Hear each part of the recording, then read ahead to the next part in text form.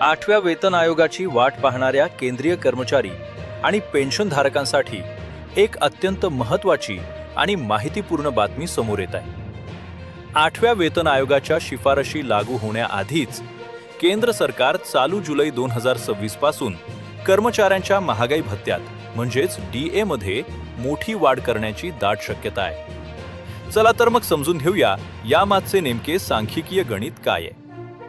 All India ग्राहक किंमत निर्देशांकाच्या ताज्या आकडेवारीनुसार कर्मचाऱ्यांना चालू जुलै 2026 पासून 3% महागाई भत्ता वाढ मिळण्याची शक्यता आहे. याआधी जानेवारी 2026 मध्ये 2% वाढीसह सध्या कर्मचाऱ्यांना 60% दराने महागाई भत्ता मिळत आहे. आता यामध्ये आणखी 3% भर पडल्यास एकूण महागाई भत्ता 63% पोहोचणार आहे.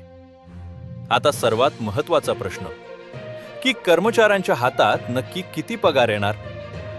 महागाई भत्त्याची गणना ही मूळ पगारावर केली जाते. समजा जर एखाद्या कर्मचाऱ्याचा मूळ पगार 40,000 रुपये असेल तर 60% DA नुसार त्यांना आतापर्यंत 24,000 रुपये भत्ता मिळत होता. मात्र 63% DA लागू झाल्यास हा भत्ता 25,200 रुपये होईल. म्हणजेच दरमहा एकूण पगारात थेट 1,200 रुपयांची वाढ होईल. मूळ पगार जेवढा जास्त तेवढीच ही पगारवाढीची रक्कम मोठी असेल. ही वाढ 1 जुलै 2026 पासून लागू मानली जाईल.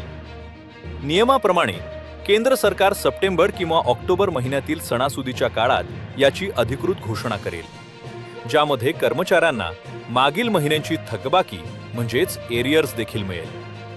वाढत्या महागाईच्या काळात कर्मचाऱ्यांसाठी ही नक्कीच एक मोठी भेट ठरणार आहे.